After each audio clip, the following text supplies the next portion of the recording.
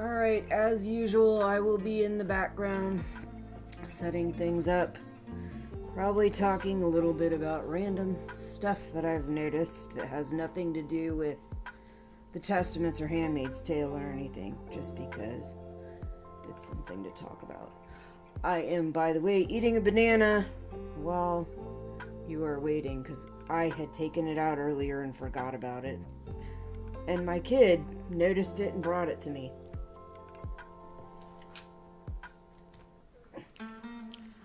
Okay. Let's see, we'll start out. Oh yeah, on my post where I talked about putting this out, I said I was going to start on chapter 62, because for some reason I thought I had read 61, but according to my last post I stopped at 60, so I guess I did not read chapter 61. So we'll have another chapter. I don't know how long it is, and I did not read it again, so I don't know exactly what it covers. But I do know what all the other ones cover. Now, let me get to this.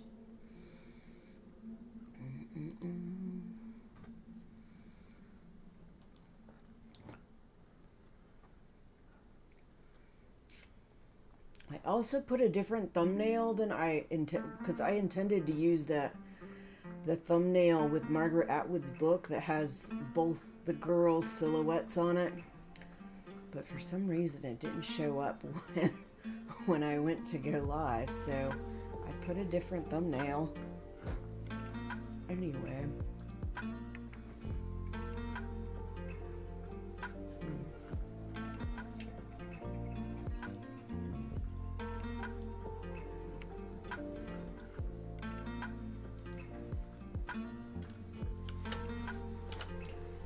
Start with a simple hello, since sometimes the first one don't want to show up. And it's there, it worked. Remember, if you have any questions or comments, anything you want to say, thoughts, stories, ideas, I don't care. Just put them in the chat box. I do have my ring working on the chat box, so I will hear it when it comes up.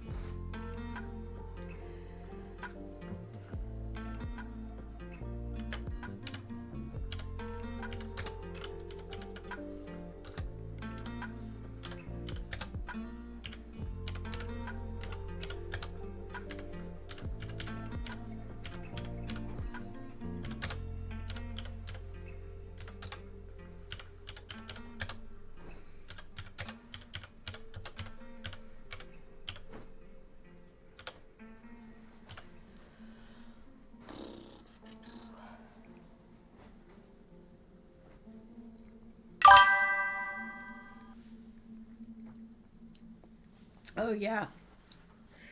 I keep having problems with my intermission screen. Like I put a little image from my intermission screen on the startup screen. That's what the pictures from Handmaid's Tale, and Testaments of Agnes are. They're from they are from the intermission screen. But every time I put this on, it like messes it up, and I have to delete it, reapply it, then adjust it, because it won't let me even adjust the screen. And I kept having problems every time I would remove too much of the screen. It would just cut off huge chunks. So to avoid that a little bit, I flipped the image around and just pushed all the rest of it that I didn't want off the screen. That does mean the little box that says Testaments on the top is backwards, but I just feel like I was really tired of messing with it. Tired of having to delete it and replace it in there every time. And I know it doesn't have to be there, but I like it. It's like my idea for showing the progression of Agnes as she's aging through everything that she's gone through. All right, let's get to the live scene.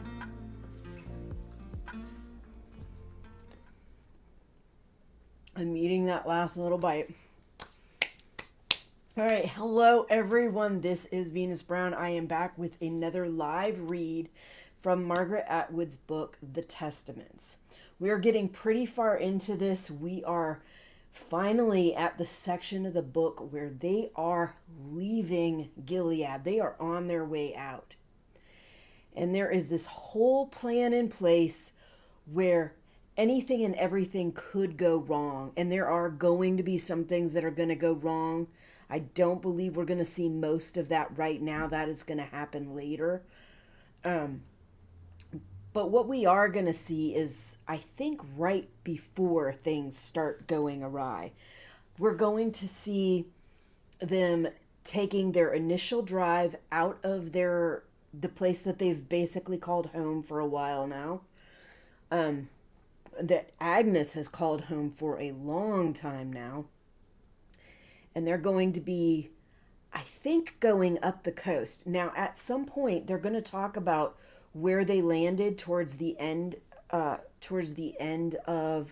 this chapter, or this part of the book. We're going to be in part 22 called Heartstopper. We're going to read all the way through till the end.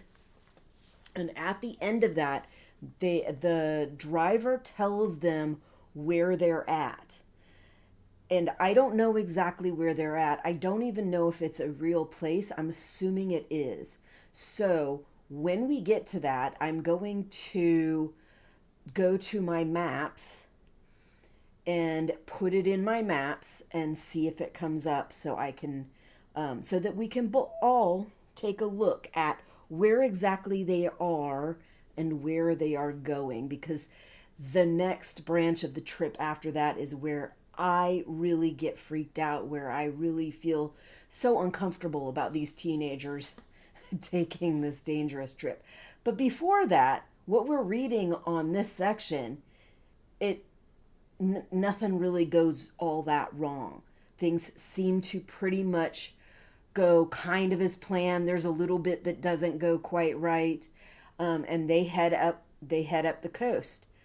And I think they take a car, and then they leave the car, and then they have to get on a bus, and then from the bus, I think from the bus they take the boat, but I might be wrong. It might be another car and then the bus. But another thing that happens is, as they get up the coast, they get further and further away from the central portion of Gilead, where they have the most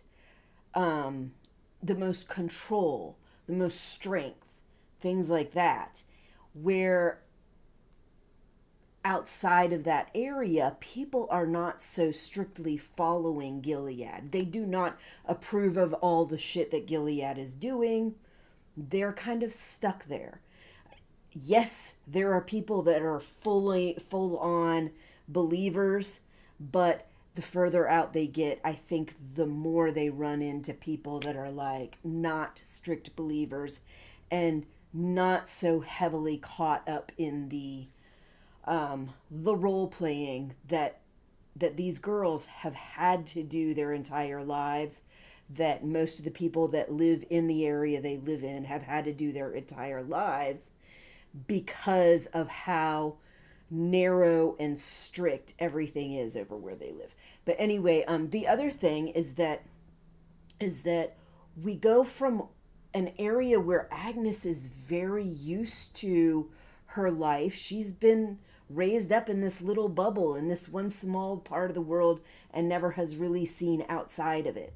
And now she is going away from there. She's seeing a little bit more of how big the world is, and she's getting ready to go into a part of the world, even within Gilead, that is very different than anything she is used to, because she doesn't remember most of the stuff before Gilead.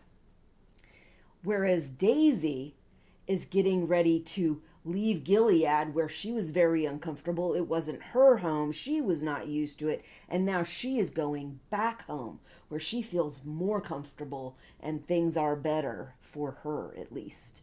Okay, so let's go ahead. We're going to start with chapter 61, which, like I said, I thought I had read, but at least according to the last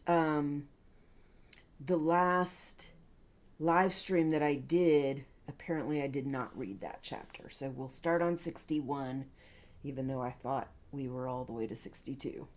Okay, so go to the reading section.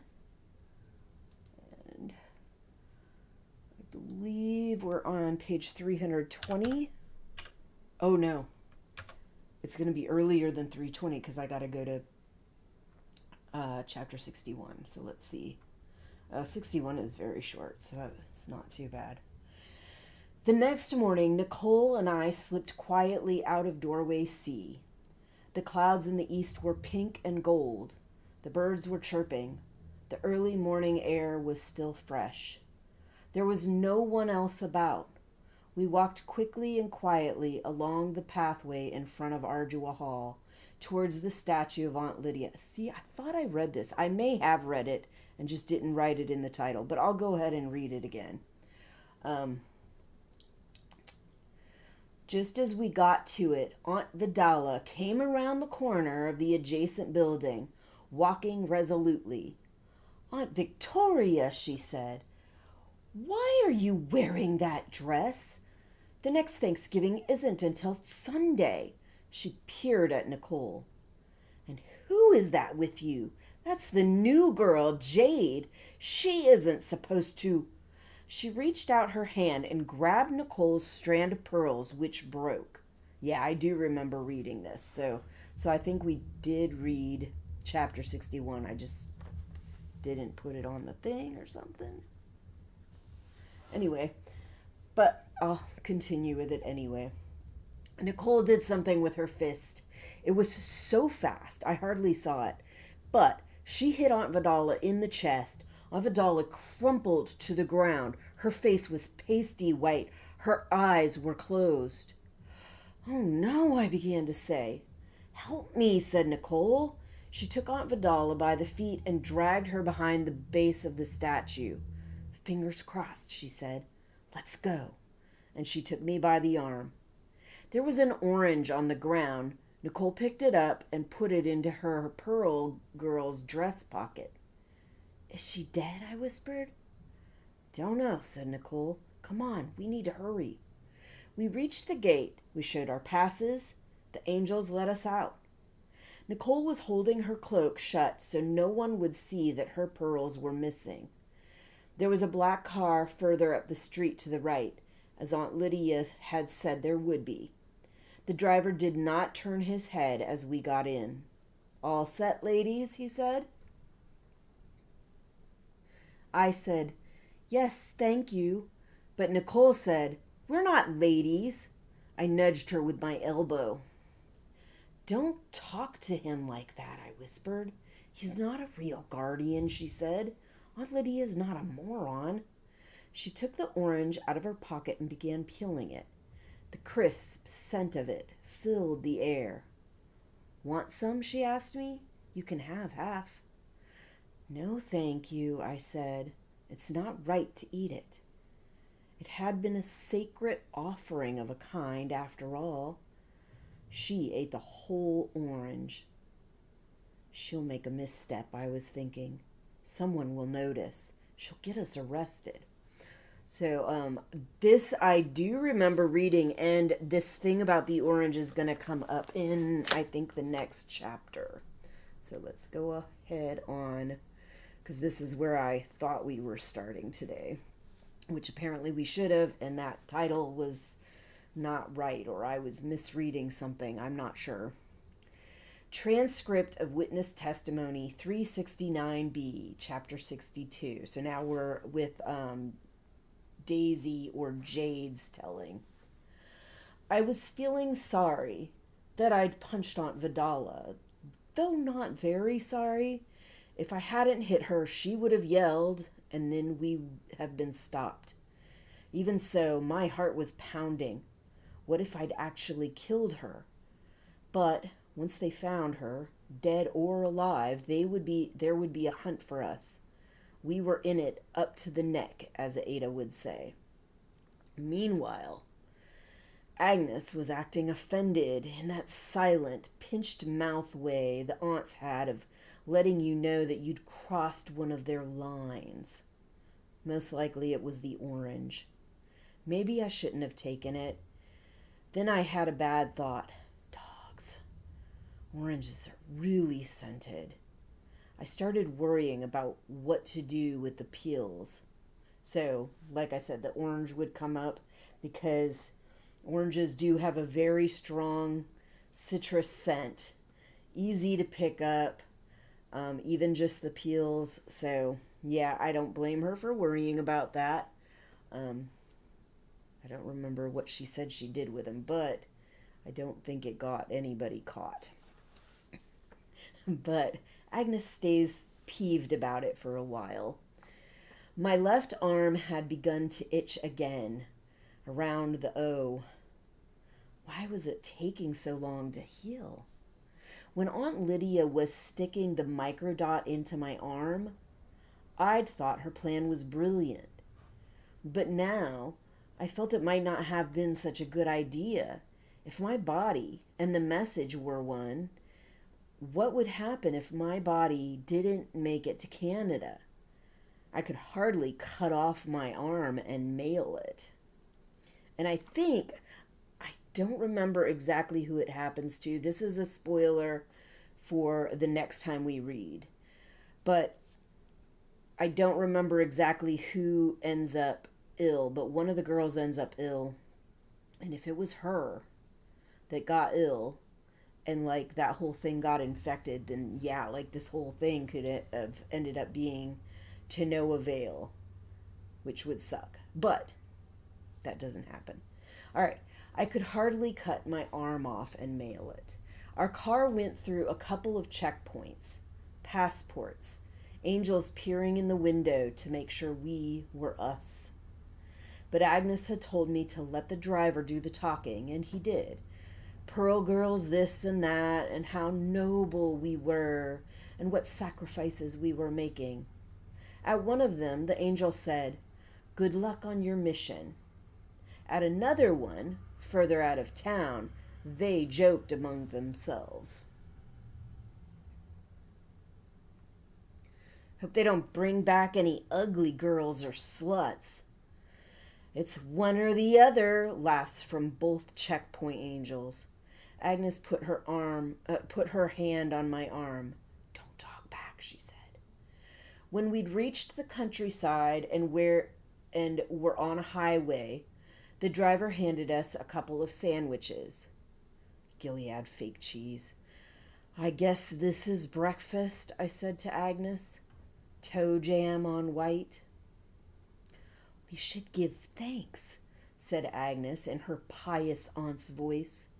So, I guess she was still in a snit. It was weird to think of her as my sister. We were so unlike. But I hadn't really had time to figure any of that out. I'm glad to have a sister, I said, to make peace. I'm glad too, said Agnes, and I give thanks. But she didn't sound very thankful. I give thanks too, I said, which was the end of that conversation. I thought of asking her how long we had to keep it up, this Gilead way of talking. Couldn't we stop and act natural now that we are escaping? But then, maybe for her it was natural. Maybe she didn't know another way. And when she was saying that, that's exactly what I was like, it is natural to her. She's been raised up in this. This is how they always talk. And she's been taught to keep her own thoughts and ideas and emotions to herself.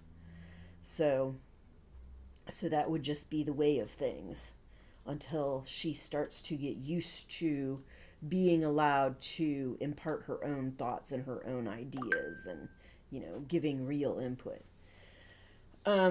In Portsmouth, New Hampshire, the driver of our car let us out of the bus station. "Good luck, girls," he said. "Give 'em hell."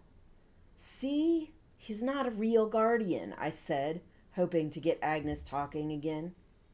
"Of course not," she said. "A real guardian would never say hell." The bus station was old and crumbling. The women's washroom was a germ factory, and there was no place we could exchange our Gilead food tokens for anything a person would want. I was glad I'd eaten the orange. Agnes, however, was not squeamish, being used to the crap that passed for food at Ardua Hall. So she bought some kind of pretend donut with two of our tokens. So it's interesting, like, the way that the Galadians talk about their clean air and their natural food and all this stuff, like it's all wholesome and good for you and all of this stuff.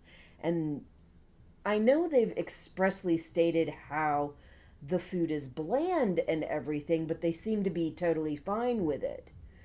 And you get this other person that comes from outside of there, and they have, like, we know how processed food in the real world is.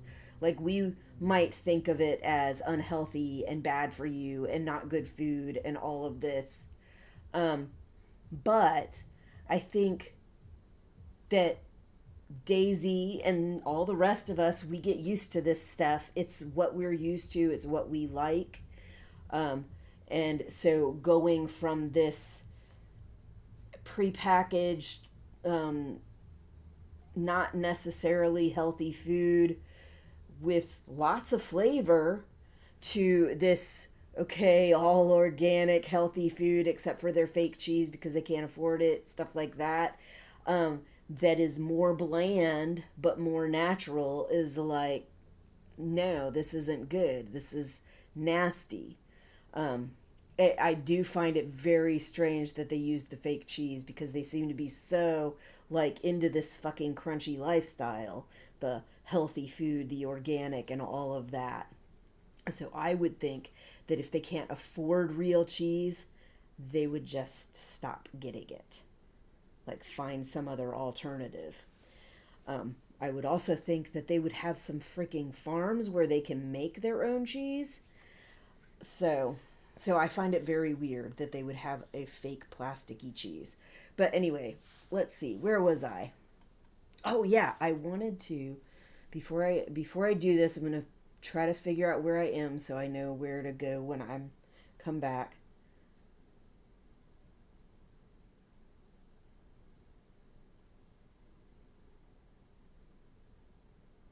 I did read that part.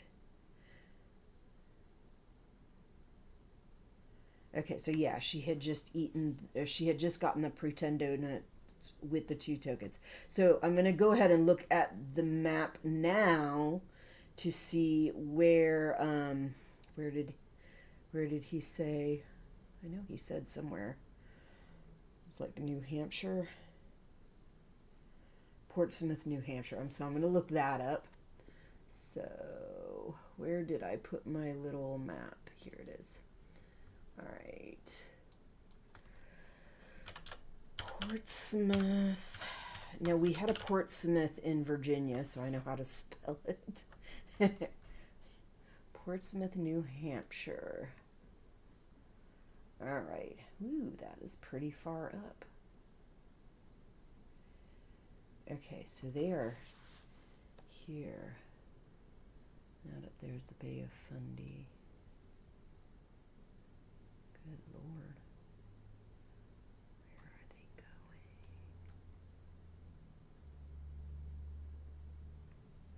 Trying to find this bay that they said they went to. I don't remember exactly what name he said.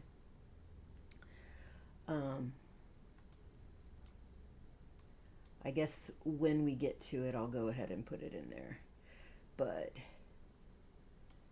yeah, so try to get in a little bit more. So they go from over here in DC area where they're leaving Gilead. And also, where's Massachusetts? Massachusetts, where are you?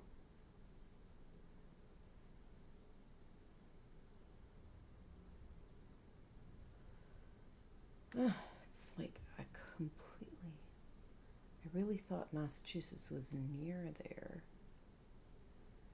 Because I know that, there it is. Okay, so this is the DC area. Massachusetts, the Boston area, was where the Americans managed to take over around the time that that June was in. But they had to go to DC because that got taken over by the Americans. Yay. Yay for America. And now they're going from Maryland. They drove up to Portsmouth, New Hampshire by car and by bus, I think. Or maybe it was car and now they're getting on the bus. After that, they're going to drive to wherever they're going and get in a boat. All right, let's get back to the reading. Sorry I took so long. I like to do that kind of stuff, get a good grounding on where things are going on, what's actually happening. I find it interesting that they went along the coastline instead of going inland, but it may not have been safe. It may have just been that it's so unsafe they can't do that kind of thing. So, anyway. All right, so the minutes were ticking. I was getting jittery. We waited and waited, and finally a bus did come. So, yeah, they had taken their first arm in that car. Now they're getting on a bus. And I want people to think about this also, because one of the complaints that I heard over and over again, and I still hear now with testaments, is the amount of people just like taking trips over the border or whatever, driving over to the border, flying over to the border, whatever. It's like they're coming and going with ease with no problem. But I think what's really happening is they are not talking about the whole drive. They're like talking about one arm of the drive, maybe two arms of the drive, and then we don't hear anymore. So it sounds short. It sounds fast. It sounds simple. It sounds like they're just coming and going over the border whenever they want. But really, these are very involved trips. And if I'm right in what I said about possibly they're not going inland in this situation because it's more dangerous, and that's why they're taking the outskirts, it's also possible that usually they do go inland, which is a shorter drive, and going from Boston to Canada or whatever, a little shorter. And if they don't have to go all the way up the outskirts of the country, little easier, a little quicker. But you also have to stop at all these checkpoints and stuff like that. So it's still not necessarily the safest thing because you have to be able to make it through every checkpoint. But if they're like tightening down, then it's going to be a lot harder to get through those checkpoints. And I think that's why they're doing this much longer trip, so that they can possibly avoid some of those checkpoints, get further away from the inner workings of Gilead, where people are maybe a little bit more safe to be not quite as pro-Gilead around. All right.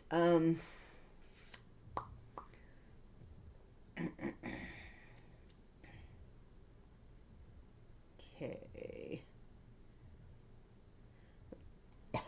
About 10 miles along, there was another checkpoint, but the angels there were super polite to us. One of them said, "You're very brave heading into Sodom." If I hadn't been so scared, I might have laughed.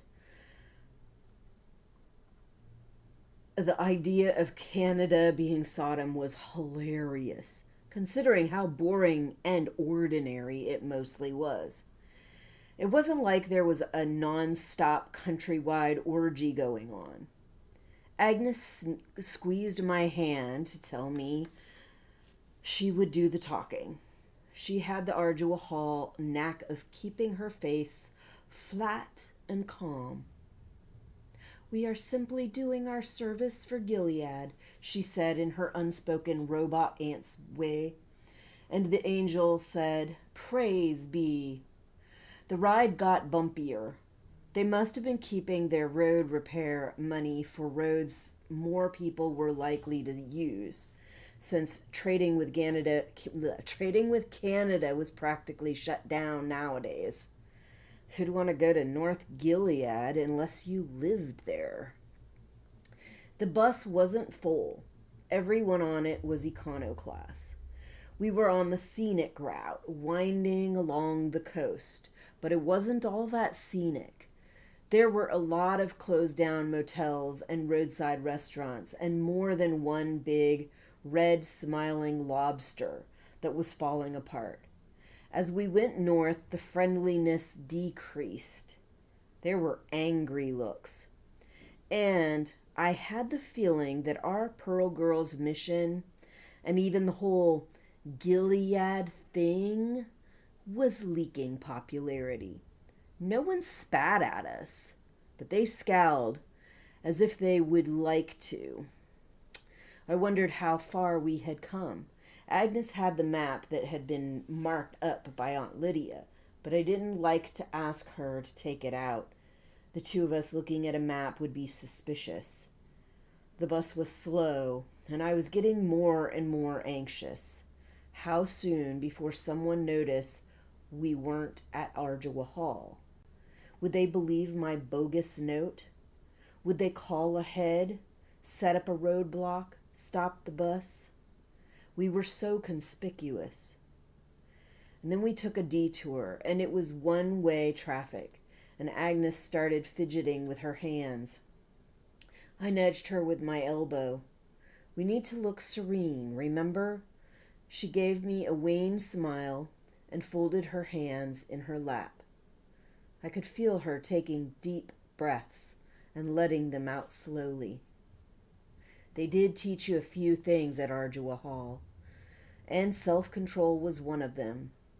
She who cannot control herself cannot control the path to duty. Do not fight the waves of anger, use the anger as your fuel. Inhale, exhale, sidestep, circumvent, deflect. I would never have made it as a real aunt. It was around 5 p.m. when Agnes said, "We get off here." "Is this the border?" I said. And she said no. It was where we were supposed to meet our next ride. We took our backpacks off the rack and stepped down out of the bus. The town had boarded up storefronts and smashed windows, but there was a fuel station and a shabby convenience store. "This is encouraging," I said gloomily. "Follow me and don't say anything," Agnes said. Inside, the store smelled like burnt toast and feet. There was hardly anything on the shelves, only a row of preserved food items with the lettering blacked out. Canned goods and crackers or cookies. Agnes went up to the coffee counter, one of those red ones with bar stools, and sat down, so I did the same. There was a dumpy middle-aged economan working the counter. In Canada, it would have been a dumpy middle-aged woman. "Yeah," the man said. Clearly, he wasn't impressed by our Pearl Girls outfits. "2 coffees, please," said Agnes. He poured the coffees into mugs and shoved them across the counter. The coffee must have been sitting around all day because it was the worst I'd ever tasted. Most even than at Carpets. I didn't want to annoy the guy by not drinking it, so I put in a packet of sugar. If anything, That made it worse. "It's warm for a May day," said Agnes. "It's not May," he said. "Of course not," she said. "My mistake. There's a June moon." Now the guy was smiling. "You need to use the washroom," he said. "Both of yous. It's through that door. I'll unlock it." We went through the door. It wasn't a washroom. It was an outside shed with old fish nets, a broken axe, a stack of buckets, and a back door. "Don't know what took you so long," said the man.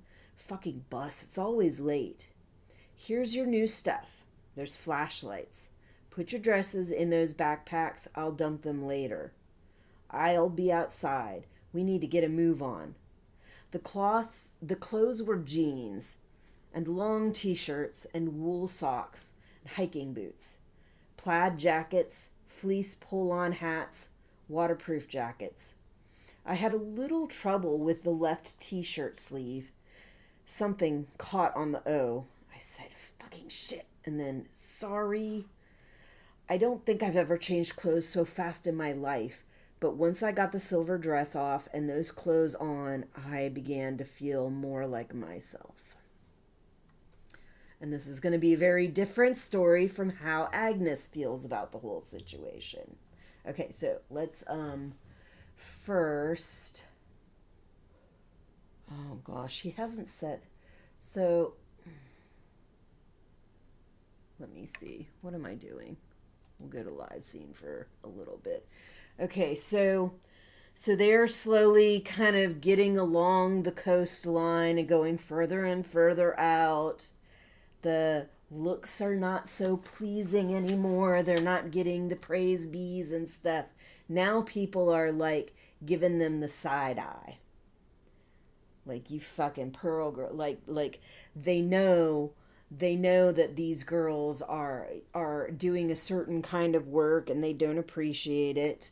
I think it's also associated with like very Galadian shit that maybe they don't appreciate. These are people that are further out. I think another thing I noticed, they are further out, which means you're talking about more rural. And like rural areas now, the further out in rural areas you get, the less resources you have, the less stuff you have. And so they get to this little shop and there's barely anything on the shelves. And so just think about that. If you do live in these areas, they're already dealing with problems with not having enough of certain things in the heart of Gilead, where the people live, where most of Gilead is concentrated and they have the most resources. But these places that are out in the sticks, they have less resources. They have less food. They have less freaking medical care. Less of all of that stuff. So how is that going to be for them? If these other people that are wealthy and overprivileged are suffering from less and less food and resources, what are these other people that aren't in the middle of things going through? What are they experiencing with lack of food, lack of resources, lack of medical care, all of that? Anyway, so I'm still going to look at that map one more time, and then I'll take another look once we get to the part where he says the name of the bay that they're going to be at. This is the wrong map. What was this map for? This is for Killarney. This is for our trip to Ireland. That will be coming up soon. Oh, somebody sent me a message. Just hold on a second. The Handmaid's Tale is the best series for me personally. I watched The Testaments and it was boring. I only hope for June to reunite with Hannah. Okay, let me see. Hold on. I'm going to check the name of this person. Okay. Fuller, more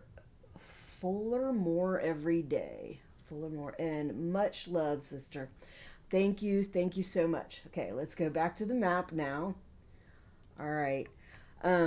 Yeah, I did, because I think some people assumed that Handmaid's Tale and Testaments were going to be similar, because it's almost like you're doing a continuation of the story, but because they switched from really focusing on the handmaids to hyper focusing on these teenage girls, it was a very different story, a very different kind of story. So I can see how you would see it as boring.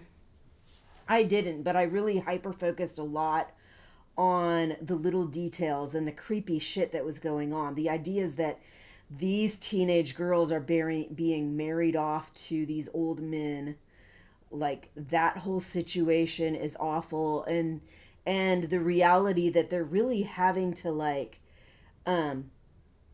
just tuck everything in, hide everything away, never say how they really feel, all of that. So it's like it's all almost a role play. They're having to play these roles because they can't ever be totally open and honest about anything. They can't really give a lot of input. They can't really say who they are and what they think and all of that. And so it looks very boring because it's a cover. It's a cover to keep themselves from getting in trouble. But yeah, I think because of that, it does present a certain way that can be very boring. It's just, there's so much underlying shit that I appreciate as part of the story. Anyway, so yeah, so we were in DC. They went to Portsmouth, and then she said they were taking the bus. She commented about how it seemed like they were probably taking the coastline, but I wonder how much of the coastline they are actually, like, is there really a road that goes up by the coastline that much? Because it seems like US 1 is the closest, and it's really not a wrapping the coastline kind of thing. Not at that point. So, although all this green mucky shit could be still water, it just looks all green and mucky because it's so. I know in Virginia there's a lot of places where there's swamplands and stuff like that. In Florida too, swamplands, stuff like that. So it might look like that, but not necessarily be where you want to be. It don't look like a pretty scenic coastline ride, which is what she was commenting on. It's more like an uncomfortable, like everything is stinky and ugly and sometimes dark and sometimes creepy, sometimes smelly, like that kind of thing. So yeah, and maybe it's sometimes they were up along the coast, but sometimes it was like, ugh, not so much. But yeah, that stuff over there does look like, oh, it's not loading. Does look like it could be like a more swampy area or something like that, which may look very non-coastliney. Yes, I agree with that. Such a regime, composed of many layers, is essentially hypocrisy. Absolutely. As for Aunt Lydia, her acting in the Testaments is disastrous, in my opinion. I feel like she's like really holding back, but I think she has to. Like, she can't. Like, she can only show so much. I do wish they would have shown more of the inner workings of what was going on, because I think there was a lot more that was going on behind closed doors that they could have, like, apprised us of, that they really didn't. We got the peek with her talking to Judd a couple times. We got the peek of her writing in her notebook and tucking it away. But outside of that, there wasn't too much of that behind the scenes, and I would have really liked to see that.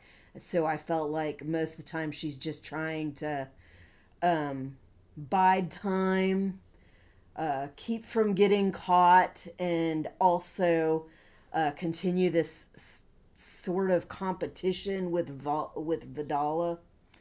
Okay. All right, I'm going to stop the map thing and go back to the book.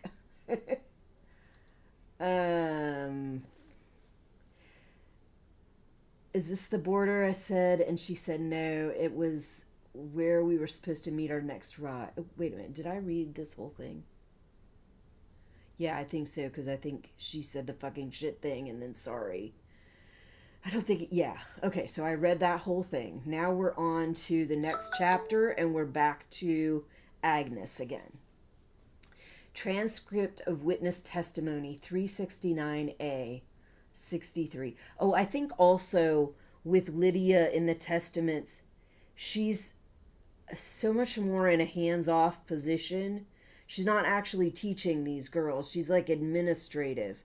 And in the book, she's in a completely different building. Like their school is not in the same building where Aunt Lydia is working and Aunt Lydia is staying. So that was a little bit different. And she's at a more administrative function. So she's not like in these girls' lives most of the time, but she's there at the school. Kind of like a principal or a vice principal or a dean or something like that. And so you're getting little glimpses of her every now and then, but not much. Like, I think in the book, when she's speaking about certain things, she's speaking in Ardua Hall, completely separate area from the school. And speaking of things differently, she keeps tabs on these girls, but she's not right there in the same building with them. She's just keeping tabs on them in other ways. And I think when we first see Aunt Lydia actually interact with the girls, it's like to not exactly I think it was to pull Becca out. To pull Becca out of the school. Or no, Becca got pulled out of the school because spoiler, in the book, she tried to kill herself, not her dad. So, but that, I think, was when we first start seeing Aunt Lydia really interacting with anybody. And then after that, it was to kind of speak to Agnes. And once she found out that certain things were a certain way, then she tried to pull Agnes out. So it was like a different scenario. Anyway, transcript of Witness Testimony 369A. I found the clothing provided for us disagreeable in the extreme. The underwear was very different from the plain, sturdy variety worn at Ardua Hall. To me, it felt slippery and depraved. Over that were male garments. It was disturbing to feel that rough cloth touching the skin of my legs with no intervening petticoat. Wearing such clothing was gender treachery and against God's law. Last year, a man had been hanged on the wall for dressing in his wife's undergarments. She'd discovered him and turned him in, as was her duty. I have to take these off, I said to Nicole. They're men's garments. No, they're not, she said. Those are girls' jeans. They're cut differently. And look at the little silver cupids. Definitely girls. They'd never believe that in Gilead, I said. I'd be flogged or worse. Gilead, said Nicole, is not where we're going. We've got 2 minutes to join our buddy outside, so suck it up. Pardon? Sometimes I could not make out what my sister was saying. She laughed a little. It means be brave, she said. We are going to a place where she will understand the language, I thought, but I will not. So, some of the language that's being used here was used in the show in a completely different situation. I think that in The Handmaid's Tale, she showed her true face. Yes. The way she was in her private life in the series. If she had a true enlightenment, that's where she should have put an end to Gilead in everything. Yeah, I think she was definitely showing her true face, but I think it was more in private to us. It was like her narrative to whoever might end up reading her writings later on. So it's like she's getting her inner thoughts out, and we're getting to hear it. In the show, though, we're not getting a lot of that. All we got was that one little session where she's writing in her journal and she tucks it away, and she doesn't really even talk about it a lot. I mean, I think she does do the inner monologue narrative every now and then, but it doesn't come across the same. And she doesn't seem to be having as many of these intimate meetings with Judd as she was in the other one, and she'd always make these inner monologue comments as she's in the meetings with him about what she really thought about what he was saying and stuff like that. So you definitely get more of her emotion and more of her thoughts, more of her true colors. I don't think, though, that she can just end Gilead as soon as she feels that, as soon as she had that enlightenment. It was 4 years, I think, since, according to the Handmaid's Tale TV series, it was 4 years since she had that epiphany that shit is really not right. There's no just fixing it. Like, this place is rotten to the core. We got to do something about it. And I think she is a heavy planner. She's willing to, like, take it slow, to slowly erode at things and slowly try to put things in place. She also is manipulative, and she loves to utilize whatever's going on with other people to manipulate the situation. And they do not do a good job in the TV show of showing that. So that's an issue. I suspect it may be because that first season they were really trying to focus more on the girls and the girls' situation, and because they're changing so much around from the books. Hopefully next season they will focus more on Aunt Lydia's part in all of this. But we'll see. And I don't know if they're going to go in exactly the same direction, because if they're completely switching directions, and not going the route of, okay, we're going to have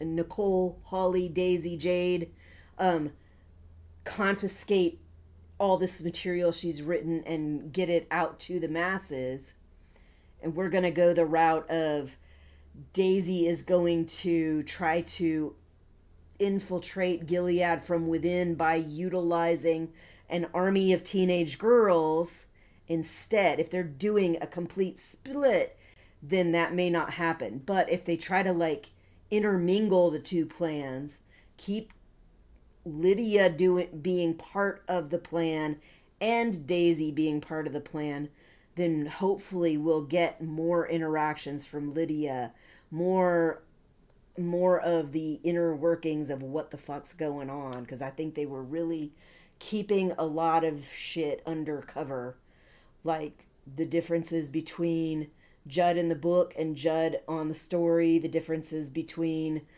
the commander that was going to marry Agnes in the TV show versus Judd basically in the book. But anyway, I should probably get back to reading. Now I gotta figure out where I was. I know, she found the freaking clothes deplorable, uncomfortable. I think it's right around here. She says, yeah, the whole thing with Nicole's trying to explain to her that these are girls' clothes. And she's like, but this would never fly in Gilead. Nobody's going to buy that girls wear pants. And she even made that comment about the guy getting hanged for dressing in his wife's undergarments. And it's an interesting thing because in real life today, and for the last several decades, frankly, women in a lot of more modern societies, America being one of them, Canada being one of them, we're used to wearing pants. We wear pants regularly. We consider it a regular part of a girl's garments. But at one time, that was not considered acceptable garments for women.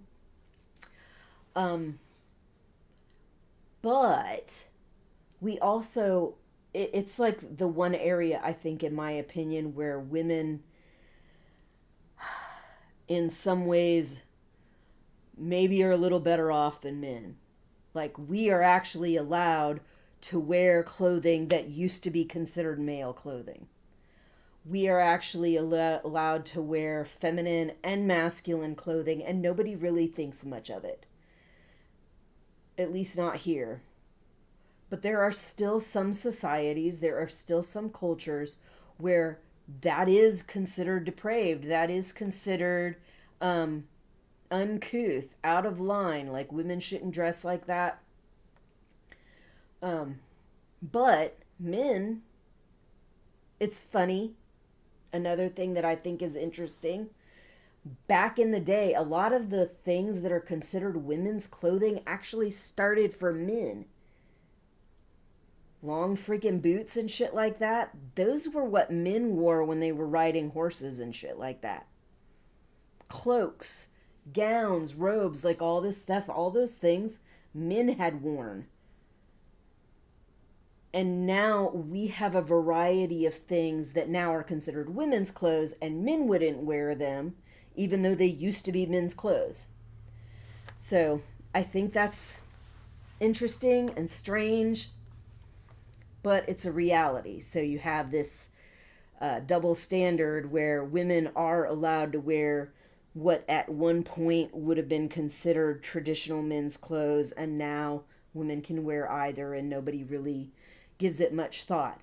But if a man wears something that is considered feminine, that is considered girls' clothes by today's standard, it's completely different. They are looked at as depraved. They are looked at as having something wrong. And they are treated much like Agnes is indicating they're treated in Gilead. So in that respect, have we really gotten that much further? And just the reality that a lot of those women's clothes that are considered unacceptable for men, now that they used to be for men, and now they're considered unacceptable for them, it's another strange thing. I mean, I honestly hate some of the fucking societal gendered norms all throughout history. All these societal gendered norms just, to me, just cause so much constraint for the people in society so that they can't just be themselves, dress how they want to dress, do the things that they want to do without having to constantly feel like, oh, is this feminine enough or is this masculine enough? I think that's a problem. I'm not saying we should all just fucking do whatever the fuck we want, but some of this stuff is so unnecessary. Why should it matter if we're wearing men's or women's clothes? Why should it matter if we're wearing masculine or feminine clothes or accessories or whatever? In Gilead, I get it because they are that narrow-minded and they are that freaking strict about this stuff in other religious cultures and stuff like that. But when you're talking about a more modern day, more free and more democratic type society, why are we so hell-bent on everything being a certain way for certain genders? And it looked like it was starting to really flow away from that enough that I was getting more comfortable with it. But now we've got so much pushback from the other side that think that this is just so horrible. We're ruining society by allowing people to be themselves and do what they want. That it just feels like we're going way backwards, and I hate it. Like we're just becoming the beginning of fucking Gilead. Like so much of the shit that's going on right now is so much the signs that they said that they saw when Gilead was starting. And so much of it is like entwined into the, like in, as Gilead's really getting going. It's disturbing. Very disturbing. All right. Oh yeah, and I was trying to say, because I got sidetracked. Like this Steph, she says, suck it up, basically. And then Agnes is like, huh? And she's like, it means brave. So in the TV show, I don't remember if it was suck it up, but I think it was something like that. Something like saying suck it up. And I think she said that Agnes was sacking up or something like that. And then when, oh gosh, I suddenly blanked on her name. When the girl that starts out and she seems very kind of snooty or whatever, but she's gotten more likable as the TV show has gone on. The one that gets totally fucked over in this story. When she's like, what are you saying?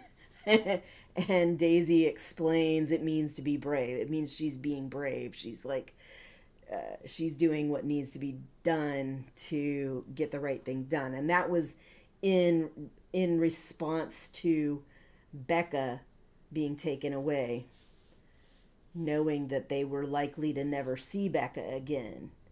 So that was when Agnes decided that she was going to actually try to do something about it. Anyway,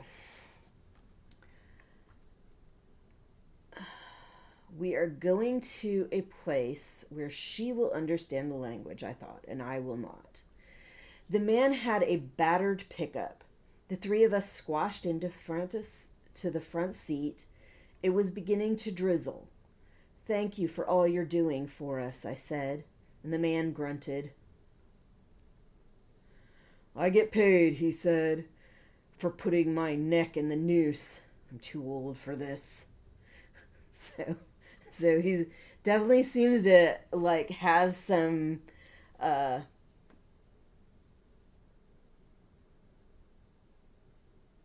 what would you call it, regret about the job he is doing, and it sounds like he doesn't plan on doing this for much longer, because he's like, I get paid for putting my neck in the noose.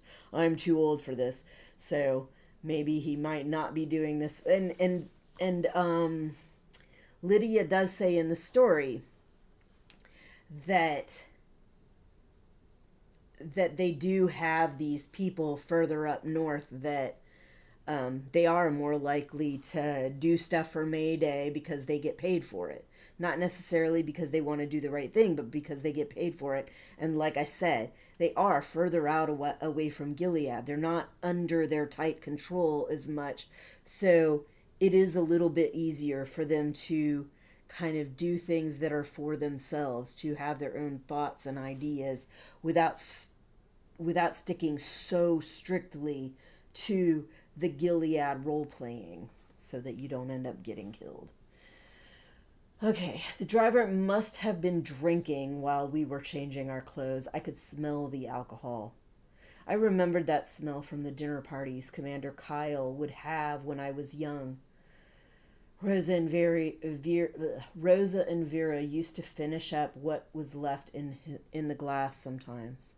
Zilla not so much. Now that I was about to leave Gilead forever, I was feeling homesick for Zilla and Rosa and Vera, and for my former home, and for Tabitha. In those early times, I was not motherless, but now I felt that I was. Aunt Lydia had been a mother of sorts, although a harsh one, and I would not see her again. Aunt Lydia had told Nicole and me that our real mother was alive and waiting for us in Canada. But I wondered if I would die on the way there. If so, I would never meet her at all in this life. Right then, she was only a torn-up picture. She was an absence, a gap inside me. Despite the alcohol, the man drove well and quickly. The road was winding and slick because of the drizzle. The miles went by. The moon had risen above the clouds, silvering the black outlines of treetops. There was the occasional house, either dark or with only a few lights. I made a conscious effort to quell my anxieties, and then I fell asleep. I dreamed of Becca. She was there beside me, in the front of the truck. I couldn't see her, though I knew she was there. I said to her in the dream, "So you came with us after all. I'm so happy." But she didn't answer. All right, so now, did I? No, I think I said we were going to read chapter 64. Let me double check. Oh my goodness. No, this is the wrong one. Chapter 63. I thought. I'm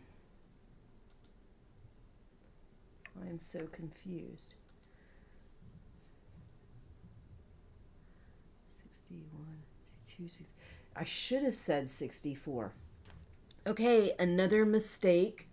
I really need to get more sleep and get better at this. So I'm also reading chapter 64. Sorry about that. I don't believe it's a very long chapter. Yeah. So we're going to read chapter 64, then we'll be done because that's where we get to the boat thing. So, and that's where I wanted to look up the title of where they're at, because I wanted to see it in relation to where they came from. The night slid by in silence. Agnes was asleep, and the guy driving was not what you'd call talkative. I guess he thought of us as cargo to be delivered, and whoever talked to the cargo. After a while, we turned down a narrow side road. Water glinted ahead. We pulled in beside what looked like a private dock. There was a motorboat with someone sitting on it. "Wake her up," the driver said. "Take your stuff. There's your boat." I poked Agnes in the ribs, and she startled awake. "Rise and shine," I said. "What time is it?" "Boat time. Let's go." This is another thing I found interesting is she said, "What time is it?" And she makes a point early on about how they're not allowed to have these clocks and calendars and all of this stuff. It's too close to reading. And so why would they even be keeping track of time? I think in school maybe. And maybe at Ardua Hall, maybe they had bells and stuff for going to different things. But actually asking what time is it seems a little odd to me. But maybe it's just something that people say even if they're not asking for a number time. "Boat time, let's go." "Have a good trip," said our driver. Agnes started thanking him some more, but he cut her off. He tossed our new backpacks out of the truck and was gone before we were halfway to the boat. I was using my flashlight so we could see the path. "Turn out the light," the person in the boat called softly. It was a man wearing a waterproof with the hood up, but the voice sounded young.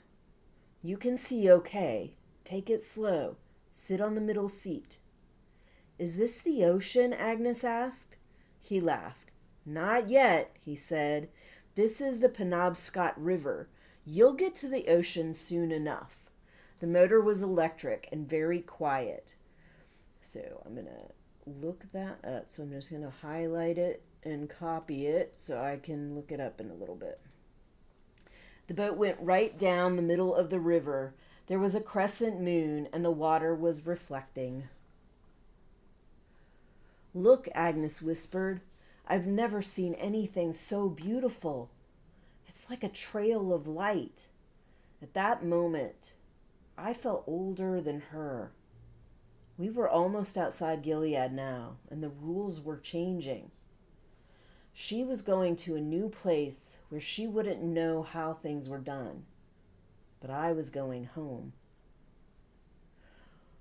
"We're right out in the open. What if anyone sees us?" I asked the man. "What if they tell them, the eyes?" "People around here don't talk to the eyes," he said. "We don't like snoops." And see, they're far enough out that he's like, "No, we don't talk to those fuckers. Fuck those goddamn people. We're not going to talk to them." "Are you a smuggler?" I said, remembering what Ada had told me. My sister nudged me. Bad manners again. You avoided blunt questions in Gilead." He laughed. "Borders, lines on a map. Things move across. People too. I'm just the delivery boy." So that's another indication where I'm like, even though we like to think of these things as being so far away and it being so unlikely that people are going to be coming and going over these borders, that's not really how people see it that are close to the border. They're like, they're far enough away from the inner workings of Gilead and from the eyes of Gilead that they feel like they're just borders. People come and go over the borders all the time. They have to have deliveries come and go. They have to have people come and go. So even though we think of it as being such an outrageous thing that these people in Handmaid's Tale and in the Testaments are just taking these trips over the border, what seems like regularly, and it seems very quick trips, I think they're really just showing very small pieces of the trips. So it looks like a shorter ride than it is. And it does happen more often than we might think. So this isn't completely unheard of. Let's see. Things move across, people too. I'm just the delivery boy. The river got wider and wider. The mist was rising. The shores were vague. "There she is," the man said finally. I could see a darker shadow out on the water. The Nellie J. Banks. Your ticket to paradise. Okay, so that's the end of that chapter. And I believe when we come back on Tuesday, we're going to be reading about the rest of that ride. And things are going to get rough. So just keep that in mind. Excuse me. Oh my goodness. All right, so let's look up this place. So we started out in Portsmouth. I'm going to search for it again. So it's right there. Okay. Okay. So we started out here. We started out in... God, I can't see damn thing. Okay. We started out here in D.C., then they went to Portsmouth, then they went somewhere else on the bus, and then from there they took a truck to this bay. So let's look up the bay. The Penobscot River. It says it's in Maine. Okay, return. really up there. Okay, so yeah, I can see how she's gonna see this body that, like, the river looks very, very small on here, but to her it's gonna look huge. And so she's gonna see that, and it looks like the Penobscot River just like really winds all the way down. And we don't know exactly what spot on the Penobscot River that she is. And this is the Penobscot Bay. So maybe they're somewhere around this area. Once they get out of the bay, once they get out of the bay, then they'll be hitting the ocean. So, yeah, that's quite a trek.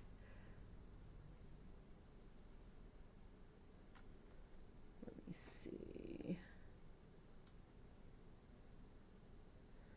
And had they started at Boston, it would be from there over to here.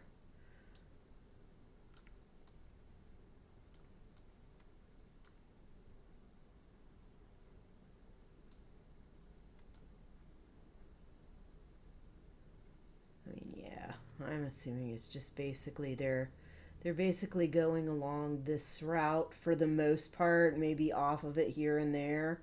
They probably want to get off of the main road sometimes so that they're not being caught by eyes and shit like that.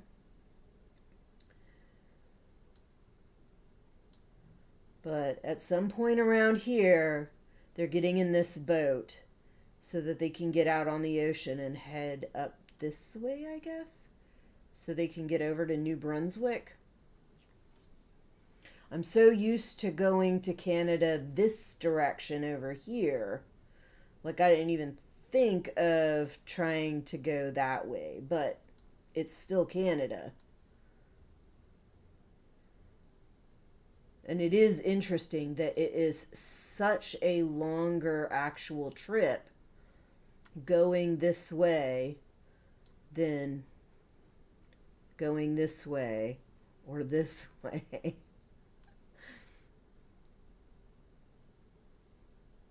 Another reason that I'm like, this is dangerous. Yeah, it's when they get in the boat that I get really like, oh my God, these teenagers are having to be in this situation. It's so freaking dangerous. Like, it was dangerous enough with them being in the vehicles, but I mean, from what I remember, when June, like, had the most troubles, the checkpoints were nerve-wracking, but she usually got through them. It was when she got to the end where she's, like, trying to get to that last little branch of her trip and trying to get over the border or whatever, that shit would always get fucked up. And the idea of them, like, just going in this boat, in this bay, and trying to, like, ride in this little boat all the way up there, that made me very nervous. But it is what it is. They got to do what they can to get them out of the country in as safe a manner as they think is feasibly possible. And if they're thinking that the routes this way are too dangerous or whatever, then they're going to avoid them. And I would imagine these things that were freeways are going to be a lot more utilized, and so they may try to stay away from those too, which is going to take longer. Oh, scary, scary shit. But we will see you on Tuesday here. Let me go to my ending screen, which you won't see my face, but we'll look at the schedule. Okay, my schedule's a little messed up. My dad died while I was on vacation in California, and things have been rocky and messed up for a while, so I am like slowly trying to sort of keep up with my schedule and letting things go here and there. But I'm trying to kind of get back on track now. And my Tokyo Ghoul reactions are not happening. So I kept up with them up to this point, but this week and next week there's not going to be a Tokyo Ghoul reaction. That's why I took that day off of that. I will leave it off until I will actually have a Tokyo Ghoul reaction out at the next point, which is not right now. So we got two Tokyo Ghoul reaction weeks that we're gonna miss, or Fridays, because I usually do them on Fridays. House of the Dragon, I am gonna try to put these out on Tuesdays.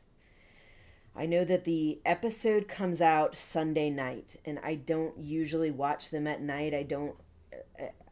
We just usually have too many things going on in the evening, and it's just too hard for me to get that stuff done in time. So I usually record my reactions in the morning or the afternoon, usually the afternoon, because the sunlight in this window next to me is just too much and it bleaches out my skin and hair.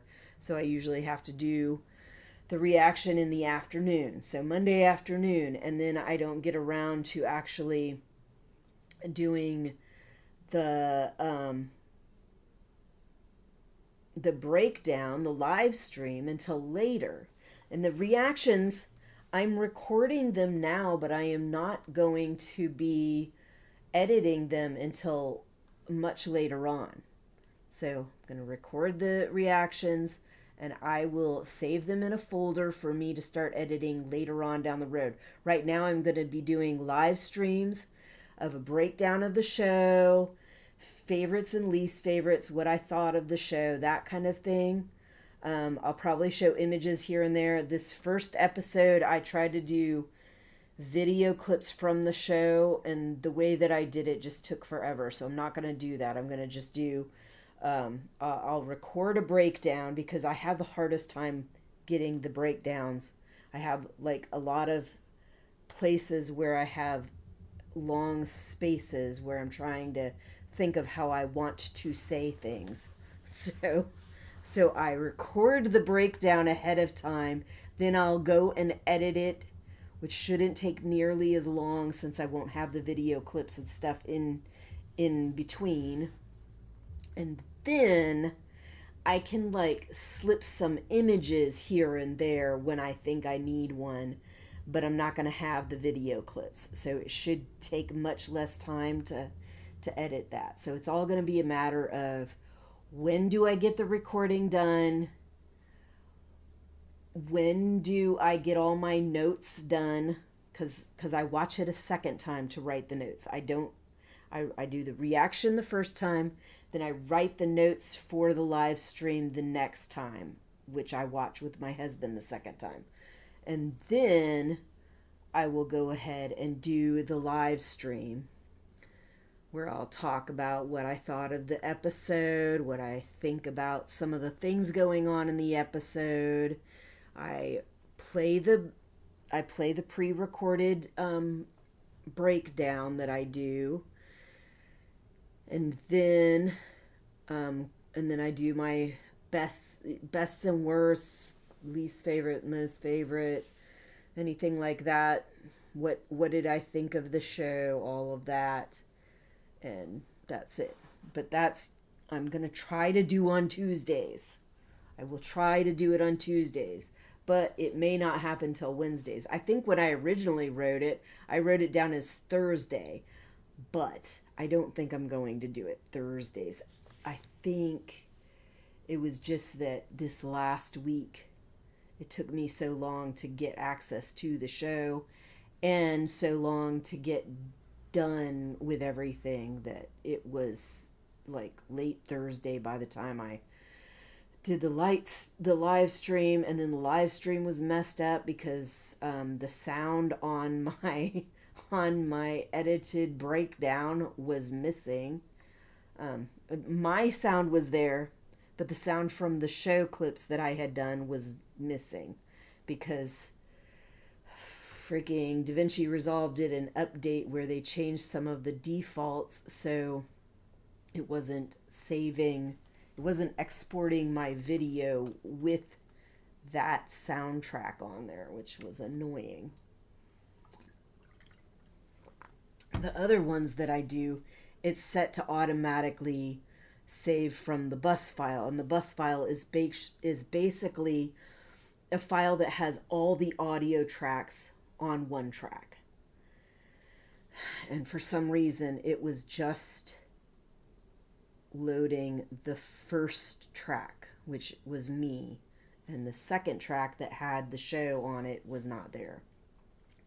Anyway, I know I'm going on and on and on about this schedule, and we'll continue doing the Sunday and Tuesday live streams for the Testament reads as long as I can keep up. I did miss a couple Sundays, but like I said, stuff was going on and I just could not keep up with that stuff at the time. Now I think I have things a little more under control. I am going to Ireland soon, though. I have a week and a half. Then we go to Ireland, so I will be gone for another couple weeks, and that may throw a monkey wrench in, but it is easier for me to do Testament live streams than it is for me to do the House of the Dragon stuff, because unless I can actually get access to watch House of the Dragon while we're gone, I won't be able to see the episodes. So if I can watch them, I will try my best to do a live stream for House of the Dragon. If I can't, then that won't happen until I come back home. Which, when are we coming back home? We leave on the 7th. I think my husband thought we leave on the 8th, but we actually get there on the 8th.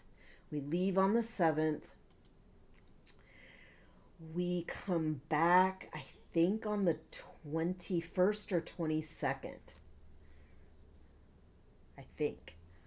We might leave on the 21st, come back on the 22nd. We might leave on the 22nd, come back on the 23rd. I'm not 100% sure on that.